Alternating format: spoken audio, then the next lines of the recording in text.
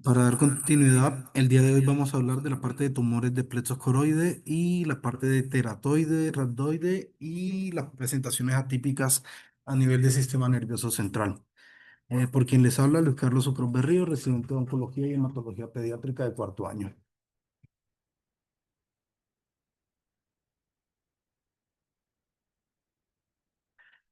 Entonces, por clasificación de la Organización Mundial de la Salud, tenemos que los vamos a dividir, los tumores del plexo coroide, los vamos a subdividir a su vez en tres, que van a ser los papilomas del plexo coroide, el papiloma atípico del plexo coroide y el carcinoma del plexo coroide. Y con respecto a la parte de los rhabdoides, del teratoma rhabdoide, lo vamos a dividir como de las presentaciones atípicas y los pseudorhabdoides como tal. Eh, entonces, entrando en materia, en lo que sería lo primero, que sería el tumor de plexos coroides, ahí tenemos que este se va a presentar, pues por su ubicación va a estar a nivel de lo que sería de los suelos de los ventrículos laterales y su techo van a ser la parte del tercer y cuarto ventrículo. Van a hacer una invaginación a nivel de la pía madre, la cual va a ser altamente vascularizada y va a ser una telita como que los protege, que sería la telita coroide. Y van a estar formados a su vez por células epiteliales. Estas células epiteliales son gliales, obviamente especializadas, y contienen y continúa, perdón, con unas líneas de células de la línea ependimaria, que son las que van a recubrir toda la parte de las paredes. Como tal, su núcleo va a estar formado por tejido conectivo, capilar, células linfoides y rodeado por las células epiteliales que previamente mencionábamos. Acá tenemos como un esquemita. Aquí tenemos que el corte del plexo coroide, vamos a ver tres grandes estructuras que van a ser las células ependimarias, que serían pues, las de la parte más externa de la imagen, el lado izquierdo, y en la parte de la mitad va a estar los capilares, y ya en la parte interna va a estar lo que sería el tejido conectivo de la pia madre como tal.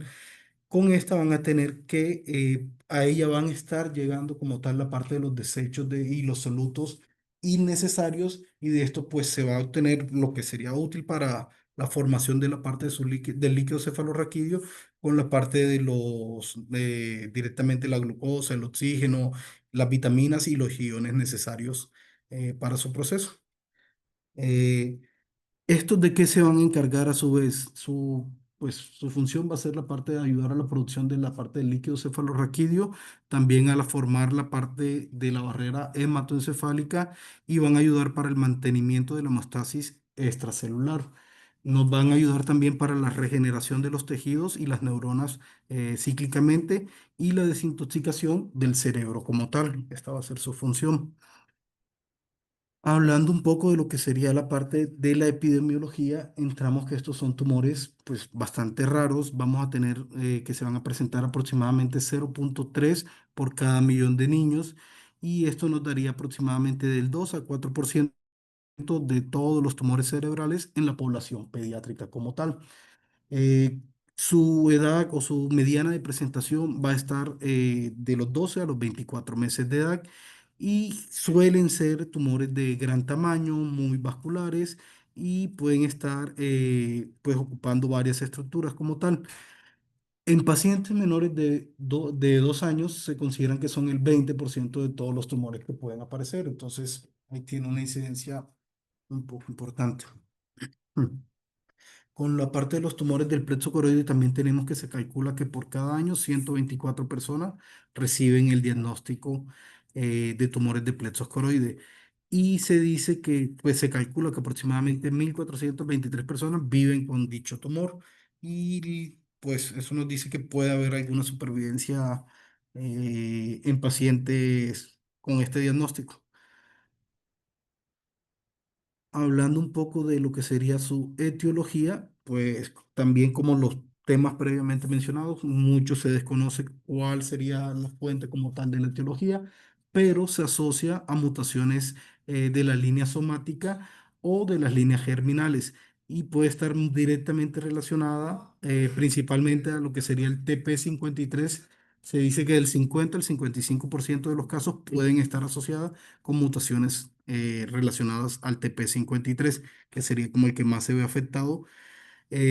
También la parte de su localización, donde se forman, principalmente se van a formar en la parte de los ventrículos laterales, pero no excluye otras localizaciones como podrían ser la parte de las fosas posteriores o las regiones supratentoriales. O sea, no es, por más de que sea el área más común donde se presenta, no excluye el resto de localizaciones donde se pueden presentar. De la parte de su biología molecular como tal, ahí tenemos que pueden haber varios implicados. En este caso, como tal, sería, por ejemplo, la vía del Notch, donde puede haber supresión selectiva de lo que nos ayuda para la multiplicidad de la parte de las células epiteliales, que son las que nos ayudan como a proteger un poquito toda la parte de su vía de señalización. Otro de los que puede estar implicado, como ya lo mencionábamos, el TP53, y también en menor proporción también puede estar directamente, pues lo mismo, el mTOR, que también está en muchos de estos procesos. En este se va a ver unas mutaciones a nivel de las líneas germinales, principalmente lo que decíamos del 50 al 55% de los casos, con el TP53 va a estar comprometido, y este va a ser un vehículo como tal que va a estar entre la alteración del TP53 y una hipermetilación que proviene de la parte del microARN. Al haber esta micrometilación va a haber un silenciamiento o una inhibición de la expresión del MIR34A, lo cual podría ser un factor como pronóstico para los que tengamos la identificación como tal. Ya hablando de lo que sería la parte de la clasificación por la OMS, tendríamos que los dividían principalmente en tres grandes grupos, que sería la parte, perdón, de los carcinomas de plexo coroide, los papilomas atípicos del plexo coroide y los papilomas de plexo coroide propiamente. Estos tenían muchas similitudes en los que eran grado uno y grado 2. eh, Tenían lo que les decía, semejanzas moleculares, teniendo pues que la parte de los papilomas atípicos tenían como una velocidad o una actividad mitótica más elevada que los que vienen correspondiendo a los típicos, por decirlo así, o los propios de plexo coroide. Y lo otro es que en esto se va a dar una mitosis obviamente más frecuente, por lo que mencionaba que estaba más acelerada, y va a haber un aumento de la densidad celular, va a tener pleomorfismos a nivel nuclear, y también puede presentar disminuciones a nivel del patrón papilar de las láminas de las células tumorales, las cuales van a estar mal estructuradas y nos pueden llevar a generar áreas propiamente de necrosis o áreas necróticas. Factores de riesgo para los tumores de plexo coroide lo vamos a dividir en dos grandes grupos, por decir, donde se abarcan las características de qué tipo de alteración van a presentar o qué tipo de TP53 tienen. Para los que se consideran de tipo salvaje, se dice que es de mejor pronóstico, al igual que los que tienen directamente un subgrupo A de la metilación del ADN. También sería un factor de pronóstico, la edad de presentación. Pues si es una enfermedad localizada o no, también es el otro factor pronóstico, y cómo se realizaría la parte de la resección total, pues de la tumoración como tal. Esos serían como los factores de riesgo bajos, mientras que los que se consideran altos sería pues todo lo contrario. Ya cuando tenemos un TP53, el cual va a estar mutado, cuando hace parte del subgrupo B de la metilación del ADN, eh, la edad de presentación en pacientes más pequeños, la enfermedad metastásica y obviamente si queda enfermedad residual posterior al proceso de la resección. Entonces esos serían como los factores eh, a favor o en contra de cada paciente. Con respecto a su clínica o sintomatología, va a ser muy variada, pero suelen presentarse primero con confusiones, con respiraciones paradójicas, náuseas, y el síntoma cardinal o lo principal que se ve, que es el 70% de los pacientes pueden llegar a presentar hidrocefalia. Ese es como el principal motivo por qué te llegan al abordaje de tu consulta como pediatra o como oncólogo en este caso. Entonces, esta hidrocefalia, recordar que se da por la obstrucción y una sobreproducción que se genera en la parte del líquido cefalorraquídeo a causa de las células tumorales. Y como es una hidrocefalia no comunicante, es proceso que se presenta a repetición en este caso hasta llegar al diagnóstico como tal. Lo otro es que estos tipos de tumores también nos pueden generar metástasis. Estas metástasis principalmente se va a ver a nivel de columna vertebral y con mayor frecuencia se ven también parte de los ventrículos primarios se pueden ver involucrados cuando hay metástasis.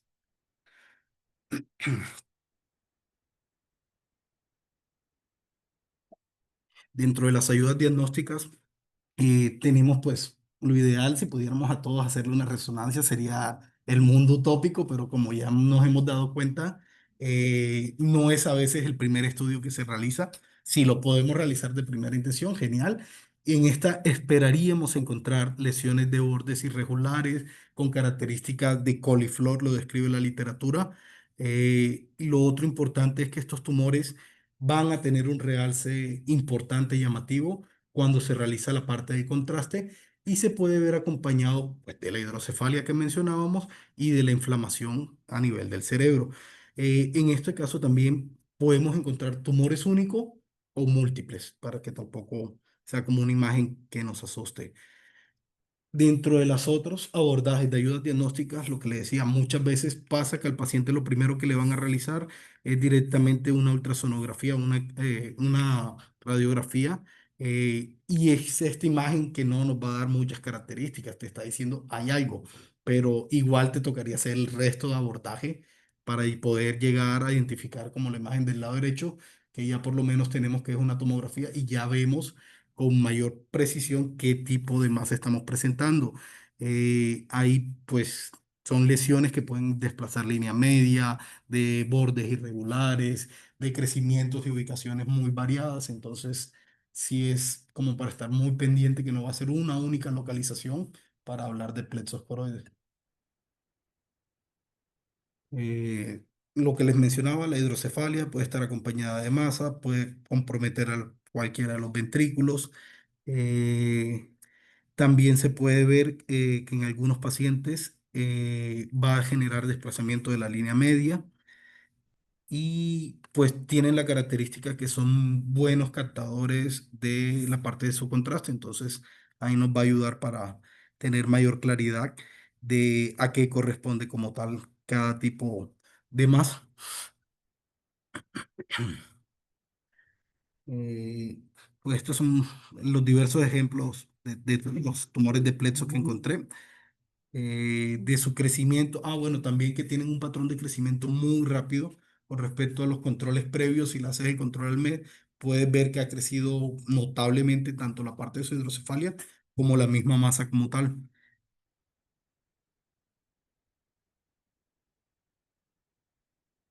Otra de la parte de las ayudas para el abordaje sería todo lo que corresponde a la inmunohistoquímica. En esto tenemos que tener pendiente que van a ser positivos directamente las citoqueratinas y la pimentina como tal. Esta también nos va a generar una expresión del GFAP, que es una proteína directamente que acidifica la fibra glial como tal y esta se va a ver también relacionada con la parte de la eh, transtirina, transtireína, perdón, que va a ser también otra proteína, la cual nos va a ayudar a la parte de la sintetización, que esta puede ocurrir tanto a nivel de plexos coroides como a la parte metabolización hepática también. Son como los dos lugares donde se dan. Estas tensiones nos pueden dar algunas características para podernos ubicar. Bueno, más el negativo es importante para Así, nombrarla. La hemografía, como un porque diagnóstico excluye. diferencial, Ujú. el diagnóstico diferencial serían los ependinomas, Exacto. porque tiene localización y edad, con ese, pues, te ayuda mucho a descartar. Y nos ayuda para distinguir exacto justamente con su diagnóstico más común por edad y por presentación, que sería la parte de la opinión. No hay problema. Eh, a nivel de histología, pues tenemos que van a tener unas formaciones papilares. Estas van a, pues las describen como si fueran formas de dedos, donde se ven los núcleos fibrovasculares bien cubiertos por células epiteliales y directamente van generando como unas columnas de características uniformes que se asemeja a la de los plexos coroides. En la imagen B, pues vemos ya directamente focos del epitelio, donde se ve acortamientos y ensanchamiento de las vellosidades y pleomorfismos a nivel de la área de la hipercromasia y puede tener, a estar acompañado de necrosis focal, también podría estar esperado. Y en la C directamente vemos la hipercelularidad que puede presentar con núcleos premórficos, donde va a tener también un aumento de su actividad mitótica y va a haber una proliferación tanto en la parte vascular que puede generar una infiltración adyacente a nivel del cerebro. Ya entrando en la parte del tratamiento, tenemos que la cirugía, si es posible, pues sería lo ideal obtener la parte del tejido, obviamente para lo de la biopsia, y estipar la mayor cantidad posible de la tumoración, sería como lo ideal. Y después de la cirugía, ahí se generan como muchos interrogantes, si radiación, si quimioterapia, con cuál les va mejor. Era como dentro de la disyuntiva de qué hacer después de la cirugía. Entonces, siempre tener en cuenta que se debería, antes de la cirugía, iniciar con la quimioterapia de neoayudancia y esta ya tiene comprobado la parte de un impacto positivo para la parte de la supervivencia de los pacientes.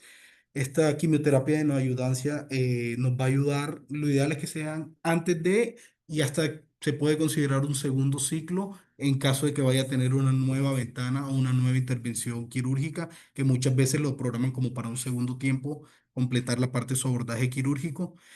Y en esta nos ayuda como para darle fiabilidad, para darle, mejorar las características de la masa por lo que reportan y a disminuir la parte del sangrado, que el sangrado es como de la principal complicación o el mayor miedo para el abordaje de la parte de neurocirugía. Entonces, sí, por esa parte siempre recomiendan la quimioterapia de no ayudancia y nos va a ayudar en la parte del pronóstico, pues teniendo en cuenta que igual tiene la parte de que es una supervivencia global con malos pronósticos como tal en 5 años, que va entre el 21%, cuando le ofrecemos la parte de la neoayudancia, nos puede mejorar la parte de este pronóstico.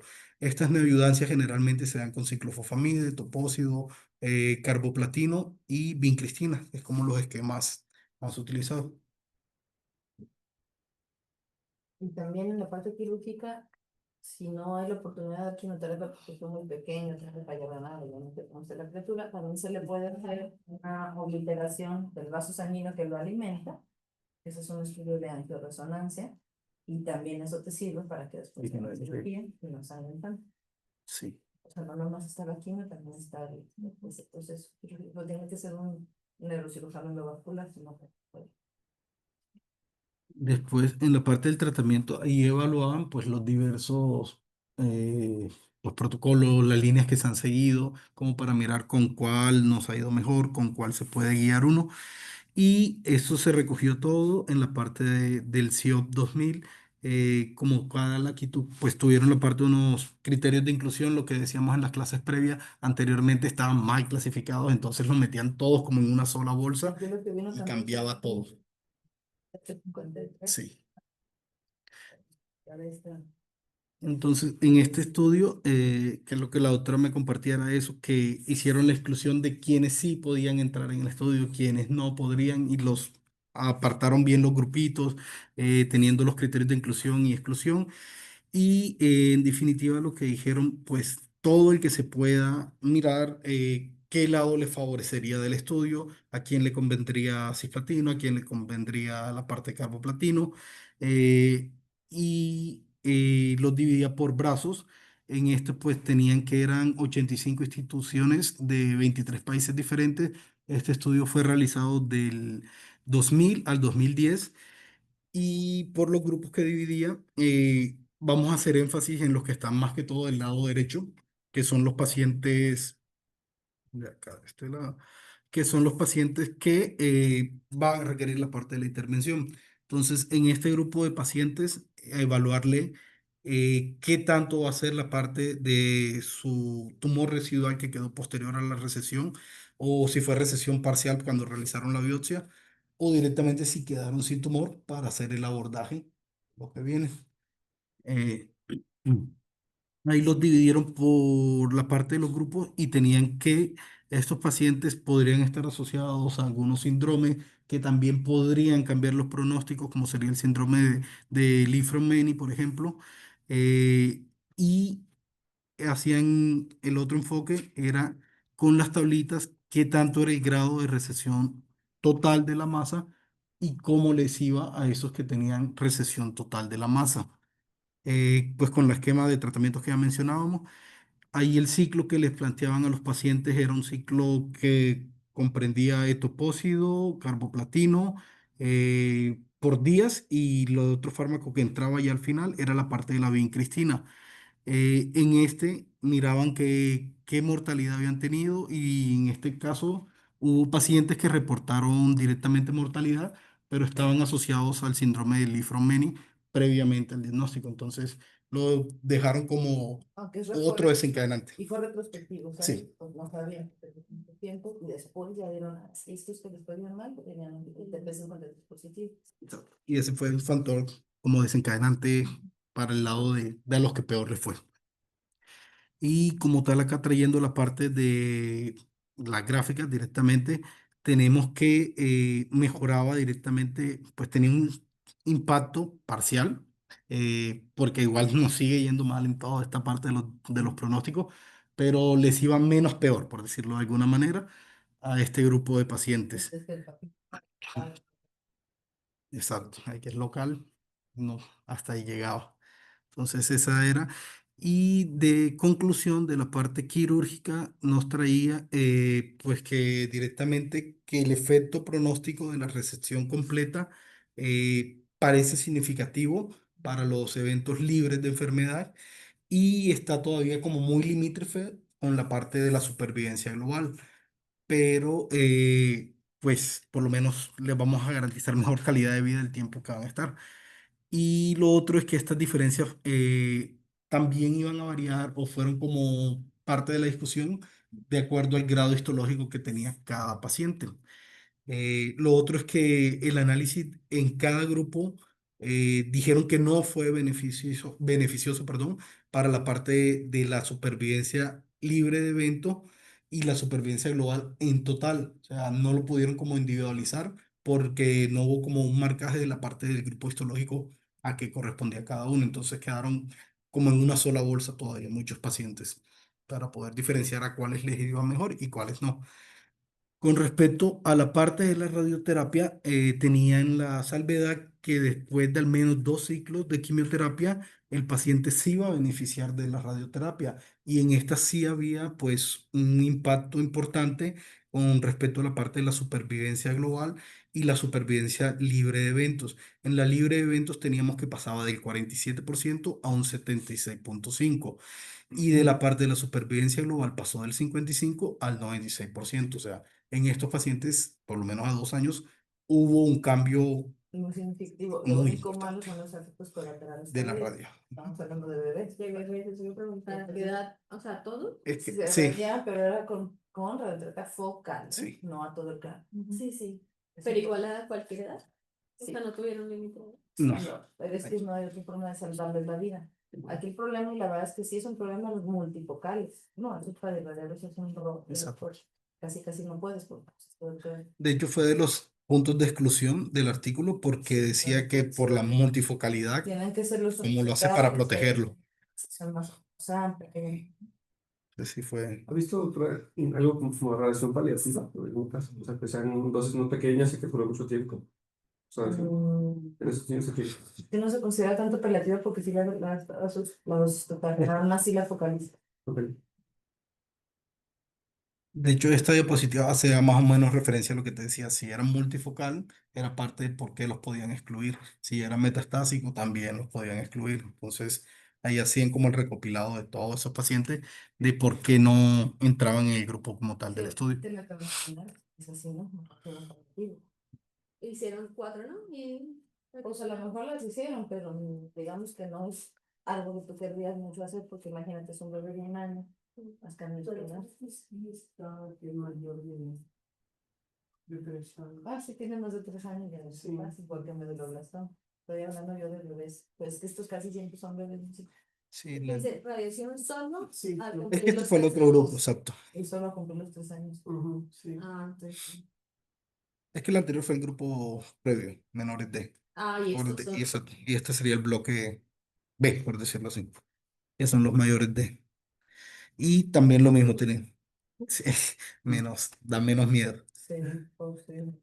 Igual, pues, pero dicen que mayores de 6 edades. Y ni crea, yo quisiera que fueran todos más de 5, 6, y a largo plazo estoy a una ahorita. Después teníamos que, en este segundo grupo, pues la parte de la supervivencia, pues también mejoraba de manera importante en los que habían recibido la parte de su Y ya radioterapia vieron que versus los que quita no. Sí, las muestras son, es que en total son muy poquitos pacientes, entonces, pero sí había una mejoría, entonces sí como para tener en cuenta parte del tratamiento. Que sería de por sí que se puede ver una cirugía y aquí, ¿no? Y luego es radio o radio al mismo tiempo de. Sería quimio, primero cirugía si después puedes, cirugía. cualquier medio, si no le das quimio antes para ser pequeño, si no hay, te puede quitar el película vascular y luego ya al final, lo más que puedes de niño grande, para Sí. Después, otras de las conclusiones fueron que la quimioterapia con carbo, pues con todo lo que dijimos, carbo, de topósido, la Vincri, la ciclo, fue tolerada dentro del rango esperado, sin muertes relacionadas al tratamiento, pero sí presentaron efectos de toxicidad, pues grado 4 directamente. Principales fueron la parte de la leucopenia y la trombocitopenia y generaron también segundas neoplasias. Estas segundas neoplasias, pues se fueron 12 en 10 pacientes, o sea, a uno le tocó más de una, y también que en estos pacientes con neoplasias mieloides malignas no sobrevivieron. lo que sí Entonces, no, ¿cuántos de ellos? La verdad no lo tengo, en mente, no lo recuerdo cuántos fueron con radioterapia de protones, porque esta doctora Vite Timmerman es la experta de terapia de protones de Alemania. Es autora, Vite Timmerman, que es muy buena. Es la gran experta de la radioterapia en Europa. La señora. Y ahí, no creo que es cualquier sí. persona que hizo esa radioterapia. Y después como para traer un mapa mental, no sé, un esquemita para tener todo el paso a paso, siempre tener en cuenta los factores. Un primer factor sería la parte de la edad del paciente. Lo segundo es la parte del tumor, dónde está localizado este tumor, si es local, si son múltiples. Lo otro es la parte de su presentación clínica, lo que recordábamos que siempre lo principal es la parte de de su hidrocefalia, es lo primero que se va a presentar y los síntomas van a estar relacionados a la localización de dicha masa tumoral. Lo otro es recordar que de lo que vas a vigilar mucho es la parte de que son tumores altamente vascularizados. Por eso ahí en el cuadrito salmón hago como el énfasis de que cuando pasan a procedimiento quirúrgico puede haber una pérdida sanguínea del volumen total del 130 al 182% del volumen total del niño. Entonces, he ahí donde está como el mayor gradiente de complicación y esto nos implica que hay una mortalidad quirúrgica cercana al 13-15%. Entonces sí toca como estar muy pendiente de esa parte. Otro punto importante, dijimos que iba a ser la predisposición y los efectos mm, contralaterales, por decirlo, que va a generar todo el procedimiento de tanto cirugía como de la radioterapia, que nos puede generar problemas para la parte de su neurodesarrollo normal, para su enfoque a nivel de la parte educativa, para sus habilidades sociales o habilidades cognitivas, se pueden ver directamente afectados con esto. Y con respecto a la quimioterapia, vigilar siempre que toda quimioterapia te va a generar toda la toxicidad propia de cada medicamento y la radioterapia, por más de que sea de protones, como decía la doctora, sigue generando pues las complicaciones inherentes. Lo otro, para hacer énfasis, es que siempre toca estar como en el abordaje completo del paciente, tener en cuenta que esta quimioterapia nos va a generar, sea por protones, la quimioterapia como tal endovenosa, nos va a generar limitaciones por la dosis y por la edad de los pacientes.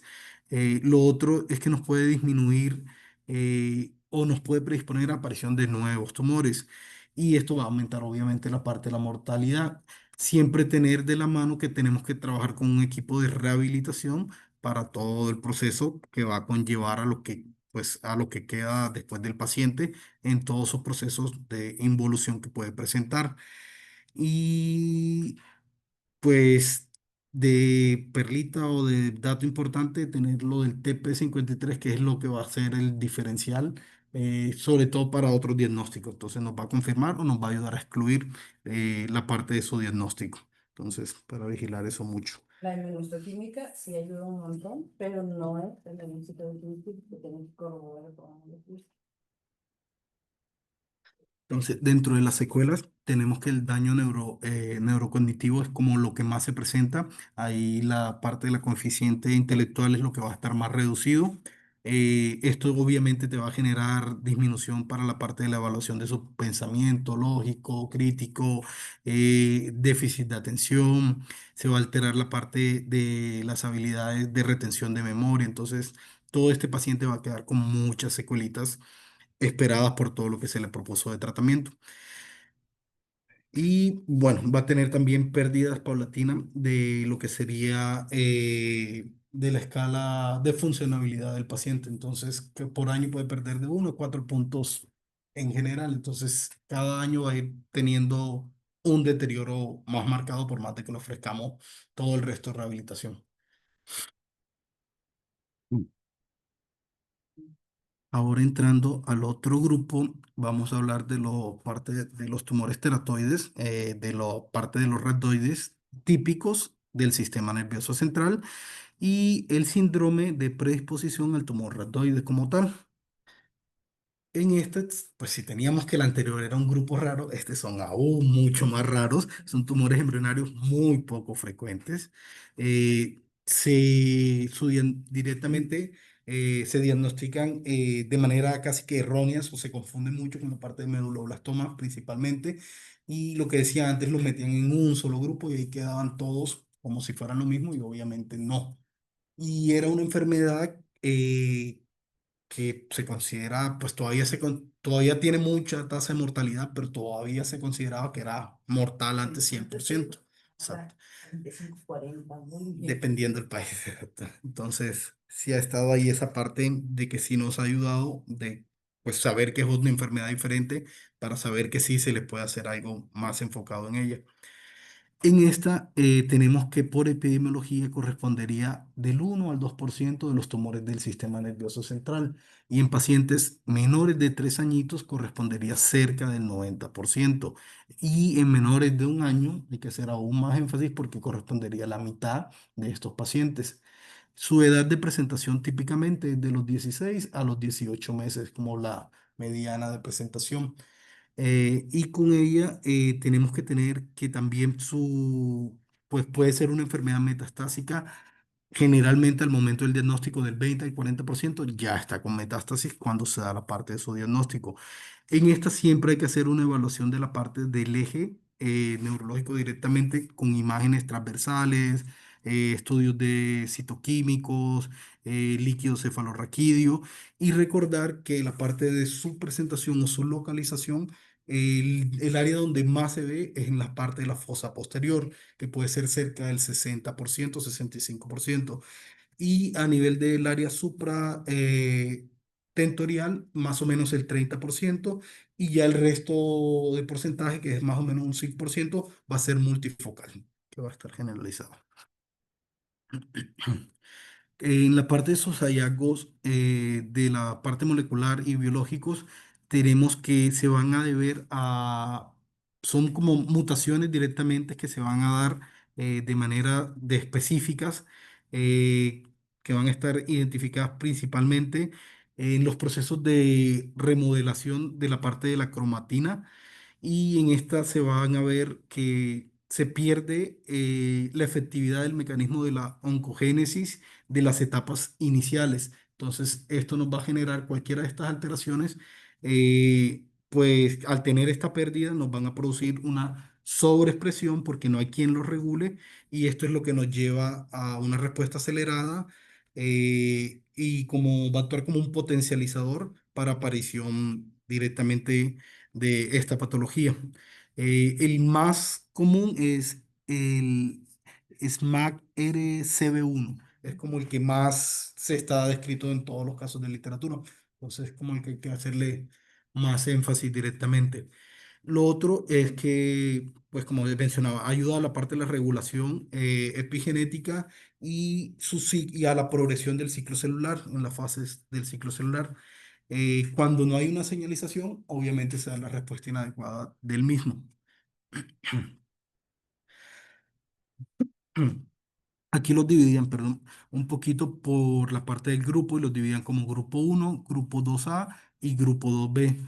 En esta tablita, pues lo bonito es que nos los presentan como por edades y tendríamos que en promedio pacientes cercanos a los 20 meses, su localización, pues el área más afectada va a ser aquí en esta región total y en menos proporción, 25% solamente en otras localizaciones. En este grupo uno va a tener una diferenciación neuronal y va a estar un enriquecimiento de la parte de los genes involucrados en cuanto a las vías axonómicas y del sistema neuronal. Hablando del otro grupo que sería el grupo 2A, en este va a estar, puede estar relacionado el TIR o TYR, que sería una sobreexpresión de un marcador puntual melanosómico. Este marcador va a estar implicado en otros procesos también, pero nos va a llevar es a la pérdida directamente del cromosoma 22, de la parte Q del cromosoma 22, y nos va a generar una anomalía citogenética, la cual va a ser la más común en este grupo de pacientes. En este va a tener una presentación cercana a los 12 meses de vida y la localización, miren que es inversa a la anterior, a la del grupo anterior. Entonces, para tenerlo siempre por la presentación del grupo etario, aquí sí nos pueden dar como una ayuda como tal. Y en esta, lo que les mencionaba, va a haber una sobreexpresión de los genes de la vía melanosómica y se va a ver alterada la parte del metabolismo de la tiroxina. Es como el mecanismo fisiopatológico. Y por último, el grupo 2B. En este grupo ya van a ser niños mayores, cercanos a los 27 meses de edad. En esta, como nos damos cuenta, la localización ahí puede haber muy variada, no es como los otros grupos que estaban marcadas. Y en esta pueden estar acompañados de multifocalidad también. En esta generalmente hay una alta expresión del oncogen del MYC y pueden estar otros alterados también otros grupos como el HOXC, y puede presentar de lesiones focales del SMART CB1, que era el que mencionábamos en la tabla anterior, y en estas son anomalías moleculares como las más comunes que se van a presentar en este grupo puntual. Entrando a la parte de su clínica, pues también van a ser muy inespecíficas. Pueden ser niños, como son niños pequeños, que van a estar con letargo, con vómitos sin causa aparente y pueden presentar retrasos en la parte de su desarrollo de crecimiento y en los mismos hitos de su neurodesarrollo. También pueden estar asociados la sintomatología al área que están comprometiendo. Pueden generar presión intracraneal, déficit para la coordinación. Va a depender de qué esté comprimiendo en este caso. Como en este paciente ya no tenemos la expresión del SMART CB1, se va a ver directamente que la actina ya no va a llegar a ser la función que hacía normalmente en la matriz y este nos va a generar que miembro uno de la familia, o sea, el grupo uno o el grupo B1, se va a ver una sobreexpresión de esta. En esta hay que hacer también énfasis que pueden tener ubicaciones extracraneales y los lugares más afectados siempre van a ser riñón, hígado y tejidos blandos. Eh, en esto también pendientes que se puede presentar en infancias tempranas y en esta es una patología que es muy agresiva para vigilar eso.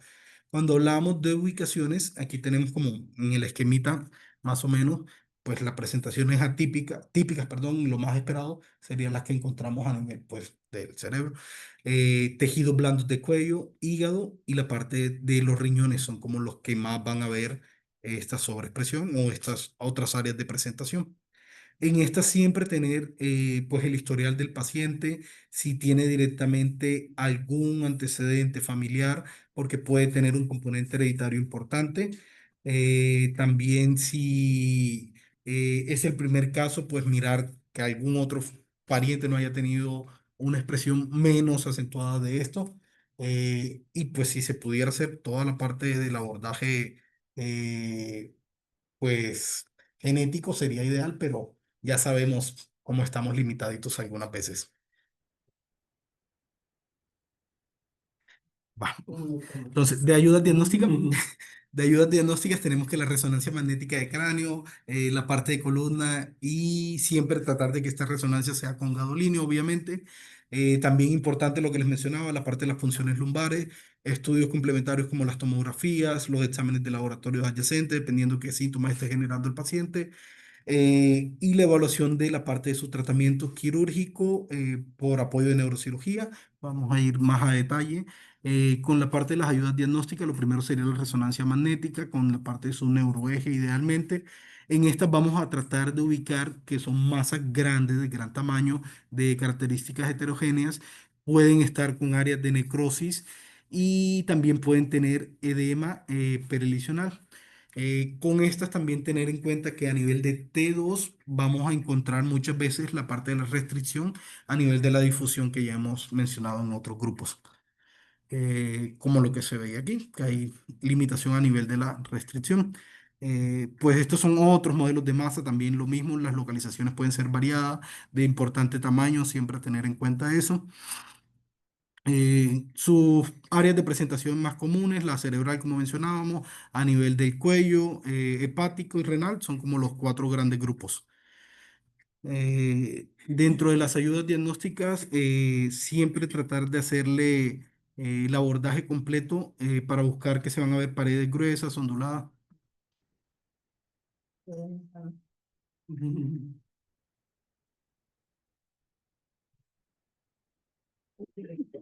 Va.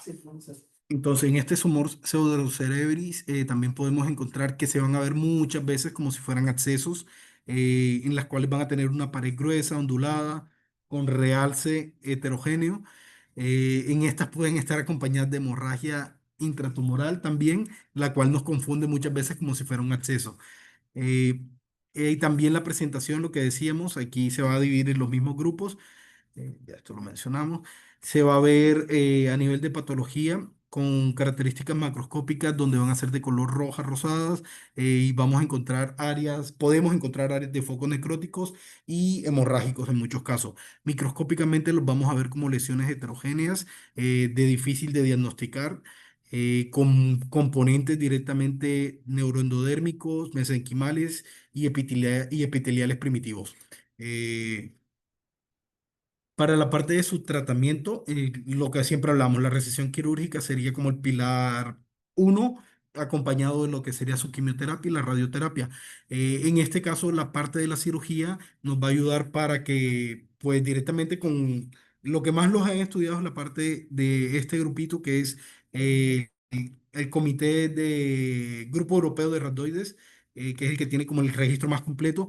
Y en esto nos hablan que si hay una recesión quirúrgica completa, aún así no se identifica como un factor pronóstico. No es como otras que operamos y nos va a ir mejor. Entonces ni siquiera en este entraríamos con eso. Y tiene que ser complementario con la radioterapia siempre. Ya nada más faltaba, ahí nada más faltaba esta, que era lo de la supervivencia. Pero nada más faltaba lo de la supervivencia, que igual nos sigue yendo. es importante el tratamiento, porque el tratamiento ahora se parece mucho al tumor, a los tumores raros. A veces una Ah, sí. diferente que otros tumores de células, es importante conocerlos. Eso ahorita. Puro ice. Sí. ¿Cómo le doy final de grabar? Dejar de grabar. ¿Cómo le doy? Apágame. ¿Salía? Digo, voy a soplarme la nariz y bueno. Sóplate. Arte, y viendo La verdad que aquí soplar es otra cosa. Colombiano.